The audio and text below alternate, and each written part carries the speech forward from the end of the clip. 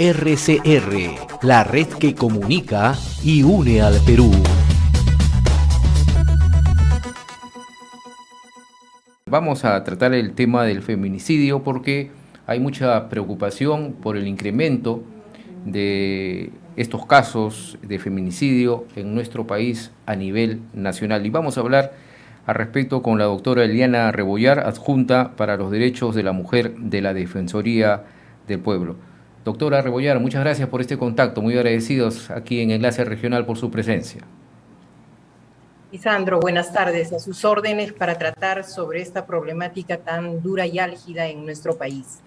Así es, doctor, a pesar de la pandemia, en el año 2021 la incidencia del feminicidio ha seguido en aumento y es preocupante. ¿Nos puede detallar eso, por favor, a todos nuestros oyentes y televidentes? Sí, efectivamente, si nosotros hacemos un comparativo del registro de feminicidios de la Defensoría del Pueblo en el año 2020, que ya estuvimos en la pandemia y con una inmovilización social rigurosa, ha ocurrido 136 feminicidios. Sin embargo, el año 2021 hemos cerrado con 146 de estos casos, es decir, cerca de un 7% más de ocurrencia de feminicidios consumados en el país.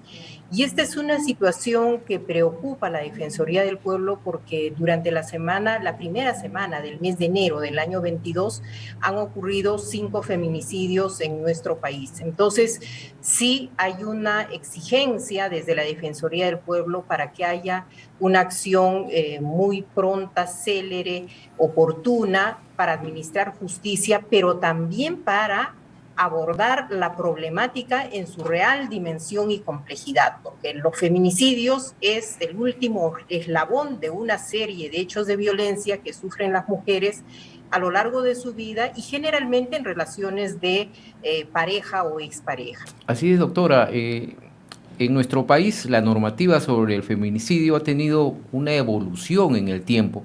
¿Qué es lo que sucede? ¿Por qué no se llega a controlar o estas estadísticas bajan?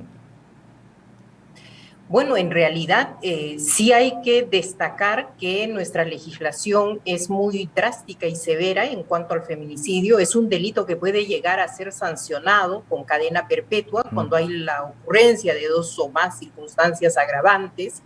Este delito, como lo digo, es tan severo en su sanción, pero sin embargo vemos que el llegar a una sanción en un delito de feminicidio no tiene una tasa muy alta. Eso significa que el sistema especializado de justicia todavía no está respondiendo como debe ser en la atención, en el juzgamiento y la sanción de estos casos.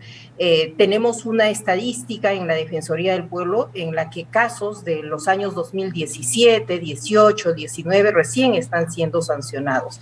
Y creemos que por la naturaleza de este delito y por el rol preventivo, pedagógico que debe jugar el sistema criminal, tiene que haber mucha celeridad y mano dura para estos feminicidas, porque ese es un ejemplo para aquellos que constantemente están amenazando a sus parejas, exparejas, respecto de hechos de violencia y amenazándoles de matarlas para que pueda frenar esta situación.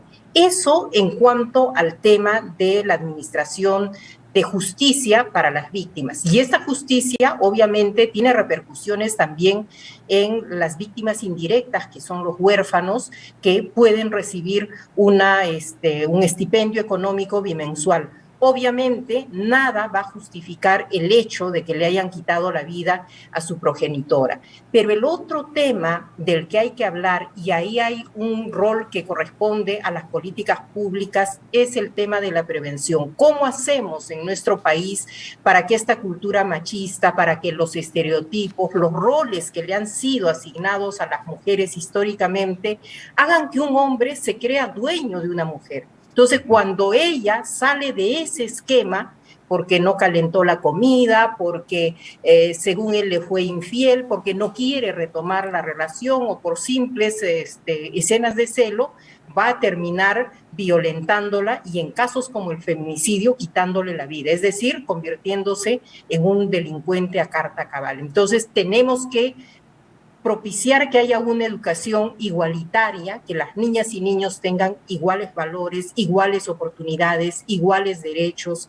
y eso va a hacer de que las niñas, las mujeres entiendan que tienen autonomía, que no puede haber dependencia, que no puede haber temor, pero lo mismo tiene la cara opuesta respecto de los varones. Ese varón que considera a una mujer igual la va a respetar en sus derechos y va a considerar que es tan sujeto como él de derechos y que merece todo el respeto. Lo que ocurre en la realidad es que la violencia en todas sus expresiones es una muestra de ese poder y privilegio que cree tener el hombre sobre la mujer, sobre su cuerpo, sobre sus decisiones, y que lamentablemente termina en hechos de una violencia sistemática que día a día van cometiendo contra las mujeres, y algunas que lamentablemente llegan a una situación en la que pierden la vida o en la que han atentado también contra su vida y ellas han podido sobrevivir a ese ataque feminicida. Ahora, doctora Rebollar, usted ha manifestado que todavía se presentan problemas en la atención, en el juzgamiento, en estos retrasos.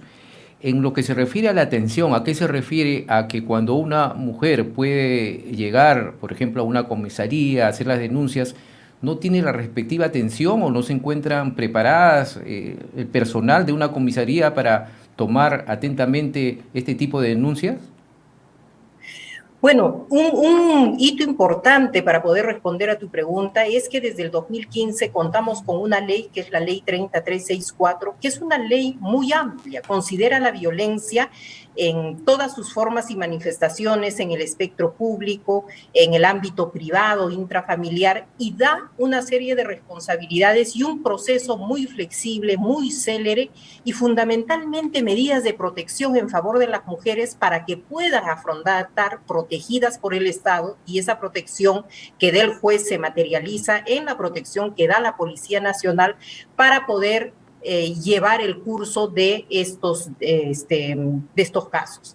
Pero ¿qué es lo que ocurre? La Defensoría del Pueblo, a través de sus supervisiones, ha detectado que hay una serie de fallas en el sistema especializado conformado por la Policía Nacional, son las comisarías donde se ponen las denuncias, conformado por el Ministerio Público, el Poder Judicial, también forman parte la defensa del Ministerio de Justicia y los centros de emergencia mujer, que hacen el tema del patrocinio y en este último caso, el apoyo psicológico y social a las víctimas. Entonces, ¿qué pasa? Muchas veces las denuncias no son tramitadas con la celeridad del caso, no se llega a determinar cuál es el real riesgo en el que está la mujer. Si es un riesgo alto, significa que esa mujer puede perder la vida a manos de su agresor. Entonces, sí, en todas las formas de violencia que son denunciadas, llámese esta violencia física, psicológica, sexual, tiene que haber esa mirada de que esa mujer está en riesgo y necesita la protección. Muchas mujeres que han llegado a morir han tenido medidas de protección, pero medidas de protección que han sido declarativas, que han quedado en el papel o que han llegado a notificarse póstumamente cuando ellas ya habían fallecido. Y eso se da por falta de capacidad en estos integrantes de la comisaría, porque el trabajo también es fundamental de la propia fiscalía para presentar y atender estas denuncias. En realidad hay varios factores. Cuando supervisamos el otorgamiento de las medidas de protección en el año 2020, advertimos que si hay una alta carga, no podemos exigir que haya un policía por víctima, pero tiene que propiciarse una serie de medidas distintas. Por ejemplo, los mapas de calor, saber dónde hay una alta recurrencia de mujeres con esa situación. Es tan simple como que una mujer víctima de violencia que tiene una medida de protección tenga el teléfono de un suboficial, un efectiva policial, al que le pueda avisar cuando esta persona se está acercando, cuando esta persona quiere ejercer nuevos actos de violencia.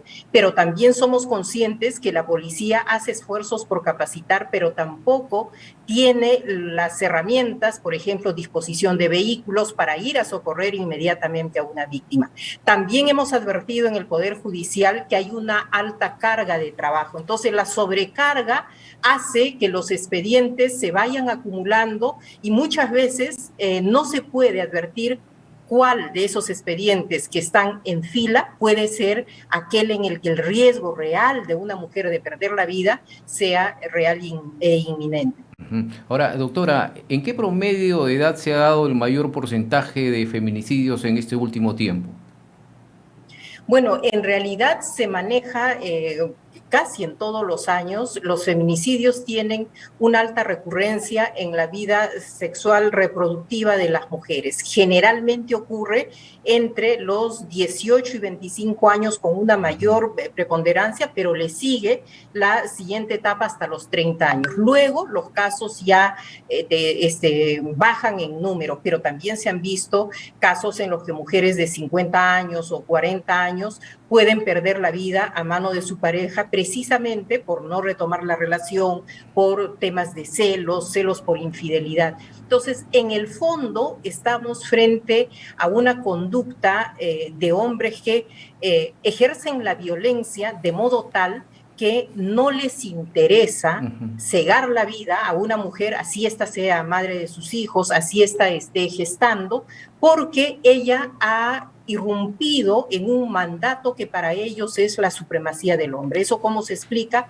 Según ellos, no cumplió con el mandato de fidelidad, de retomar la relación, de someterse a todas las formas de violencia que él ejerce permanentemente. Entonces, cuando una mujer pone la mano en alto y dice, yo no te acepto eso, es como haber avasallado ese falso orgullo y falsa hombría que tiene y arremete con todo hasta quitarle la vida. Entonces ahí tenemos un tema de fondo, hay que trabajar también el tema de cómo los hombres ejercen su masculinidad. No puede ser una masculinidad hegemónica de arriba hacia abajo, tiene que ser una masculinidad en la que se entienda que la mujer es tan igual como el hombre. Y eso se construye desde las divisiones inferiores, son los medios de comunicación, el sistema educativo, la misma sociedad, las instituciones, corporaciones que tienen que colaborar con esto, porque somos conscientes que hay esfuerzos en el Ministerio de la Mujer, pero un tema cultural y social tan arraigado no se puede resolver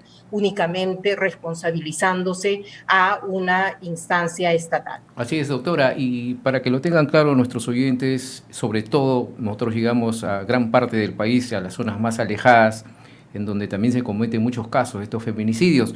El feminicidio no solo se da o lo comete el hombre con su pareja con quien convive, ¿no? Sino hay otros tipos de feminicidio. Por favor, ¿nos puede explicar ello, por favor? Sí, efectivamente, hay feminicidios que tienen obviamente esta connotación de ser pareja y en ese marco darse el atentado contra la vida de las mujeres. Sin embargo, el feminicidio como figura penal está entendida como el hecho de matar a una mujer por su condición de mujer. ¿Cómo se traduce eso? Es un tema de discriminación. Por ejemplo, últimamente una adolescente de 15 años ha sido declarada desaparecida hace unas semanas y la policía la ha estado buscando. Se ha encontrado el cadáver. Ella pudo ser víctima de trata, víctima de explotación sexual. Entonces no había una relación sentimental que le pueda haber atado a esa persona. Entonces, ¿en qué circunstancias haya muerto esa adolescente? Es un tema de feminicidio. ¿Por qué? Porque le están matando por su condición de mujer. Entonces, acá es importante tener en cuenta ese aspecto. Pero ¿en qué difiere, que creo que ayuda a la explicación, en qué difiere el tema del feminicidio de los otros delitos? Es en el móvil. Te mato porque eres mujer y porque yo creo que soy superior a ti. Si alguien dispara a una mujer desde una motocicleta y la mata, puede ser un feminicidio como también no. Si el móvil es un ajuste de cuentas, sale de esquema de investigación de feminicidio y va por el tema del otro móvil como un homicidio.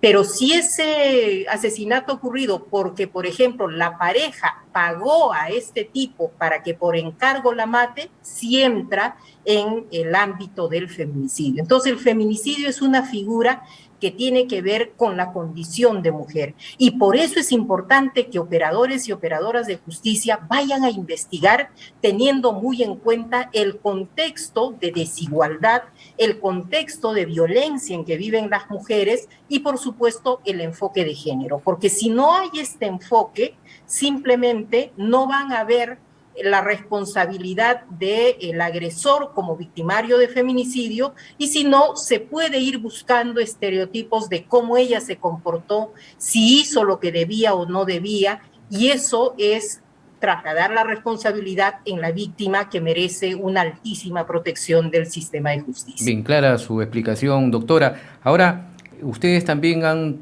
sido atentos y han tomado conocimiento y lo han dado a conocer, la preocupación de cómo se debe dar la atención a las mujeres víctimas, esta atención que debe ser prioritaria. ¿Se está dando en estos últimos meses, en estos últimos tiempos, esa atención prioritaria a las víctimas? En realidad, la pandemia ha puesto una situación, una valla adicional a los problemas que ya advertía la Defensoría del Pueblo en la atención. Una mujer que es víctima de violencia en general, ¿qué demanda del Estado? Demanda justicia, demanda apoyo psicológico y demanda una mirada a su situación social, es decir, cómo queda ella, sus hijos, si tiene trabajo, no tiene trabajo, y cómo se le da el apoyo. En temas de salud, hemos visto que los centros de atención de salud mental han venido funcionando virtualmente, igual que todo el sistema, porque se dio una norma específica que sigue todavía vigente para que todos los procesos sean céleres. Sin embargo, sí advertimos que no todas las mujeres que llegan al sistema tienen esa atención, pero lo más grave es que la falta de atención a las mujeres que han confiado en el sistema puede significar que haya una lista desconocida, oculta, de mujeres que sufren una violencia y que no se animan a buscar los servicios estatales. Entonces, el gran reto es dar una atención de calidad a quienes han confiado en el sistema y con ello dar las condiciones para que más personas puedan acudir a estos servicios. Bien, doctora, muchas gracias por su participación y por todas estas explicaciones que nos ha dado frente a esta problemática que sufre nuestra sociedad y que ha ido aumentando los casos de feminicidio, y esta demanda de justicia y todo el apoyo y la atención de calidad, como usted dice, esperemos que se vaya dando a medida que vaya pasando el tiempo y que se tome conciencia, sobre todo este trabajo que usted demanda entre todos los sectores, ¿no? También parte de la sociedad, los sectores involucrados, Ministerio de la Mujer y la Fiscalía de la Nación, para tratar de bajar estos índices que preocupan a nuestra sociedad. Muchas gracias, doctora, por su participación aquí en Enlace Regional. No sé si Gracias tiene algunas palabras. A mí lo que me gustaría decir es que ante estas fallas que pueden ir ocurriendo, está la Defensoría del Pueblo. Tenemos una línea gratuita que es la 0800 15 170, repito, 0800 15 170. Pueden llamar para hacer sus consultas, formular sus quejas, o que la Defensoría, en nombre de las ciudadanas víctimas, pueda recurrir al Estado a exigir una respuesta con prontitud. Bien, muchas gracias, muy amable. RCR, la red que comunica y une al Perú.